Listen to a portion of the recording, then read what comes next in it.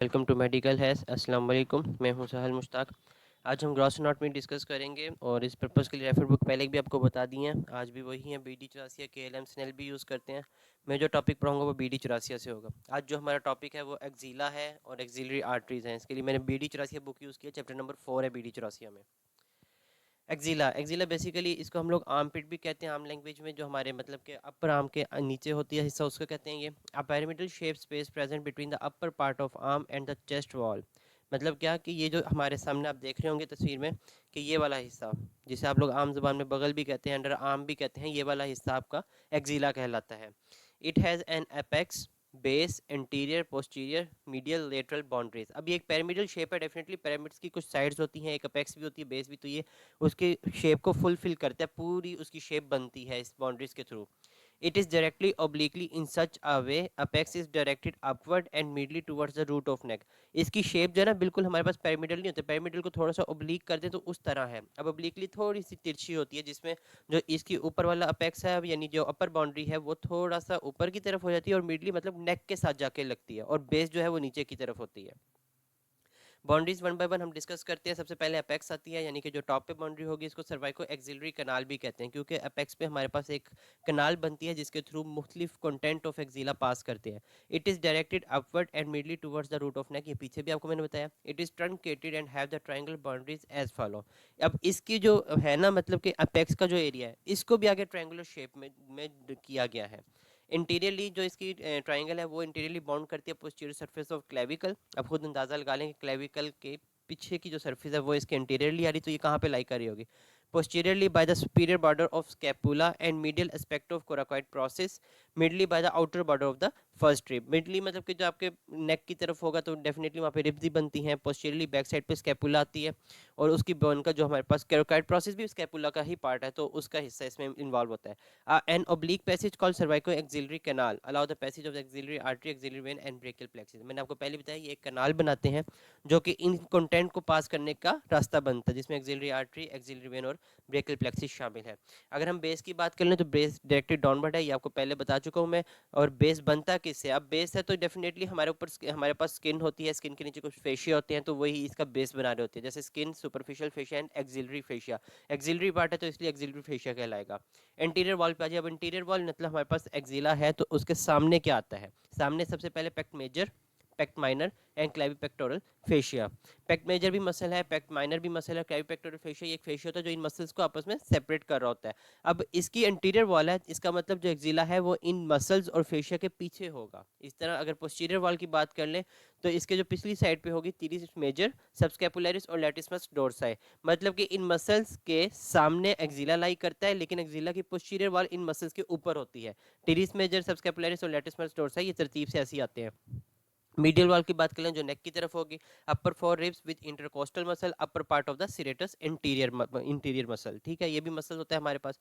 Lateral wall में coracobrachialis, short of biceps brachii, shaft of humerus in the bicipital groove. ये जब आप इसकी डायग्राम देख के करेंगे आपको खुद समझ आ जाएगी कि जो चीज़ लेटरली होगी तो वो इसके लेटरली रहेगी, मिडली जो चीज़ होगी वो मिडली रहेगी।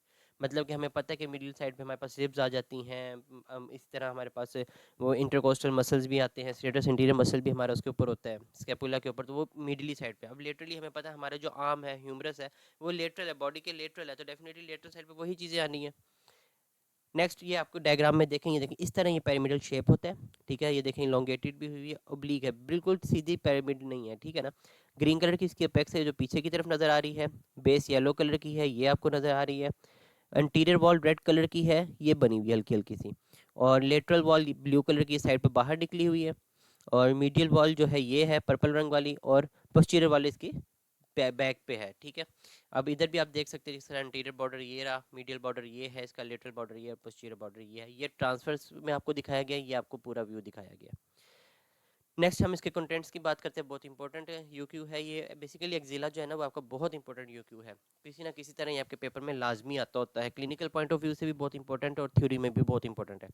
तो सबसे पहले तो देखें एक्जिला, तो हर चीज़ एक्जिला से रिलेटेड होगी। सबसे पहले क्या क्या आ जाएगी? Axillary artery and its branches, फिर axillary vein and distributaries, axillary lymph nodes and its lymphatics, long thoracic and intercostal brachial nerves, ये नर्व्स हैं, ये ब्रेकियल प्लेक्सिस की ब्रांचेस होती हैं, हम आगे पढ़ेंगे।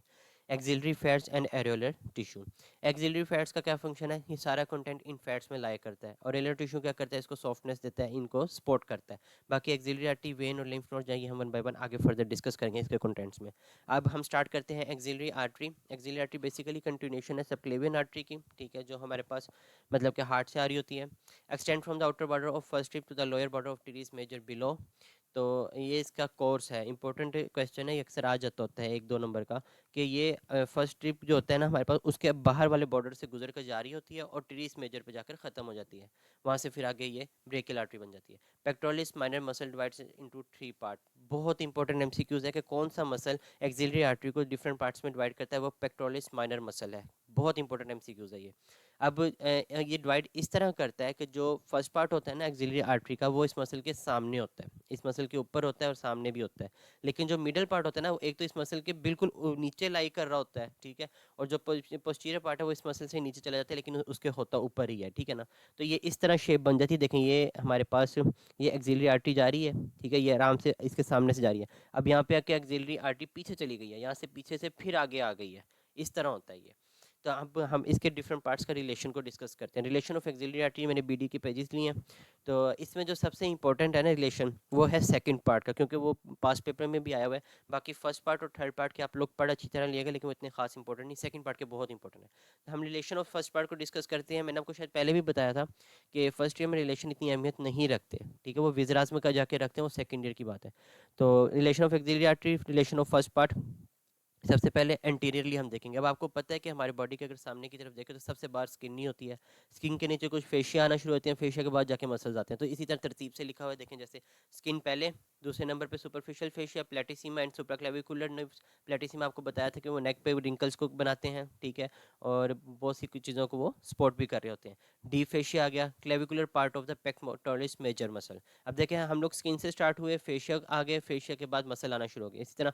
अब ये clavipectoral fascia with cephalic vein, lateral pectoral nerve and thoracoacromial artery आगे इसका आएगा, मैं आपको इसको पढ़ाऊंगा।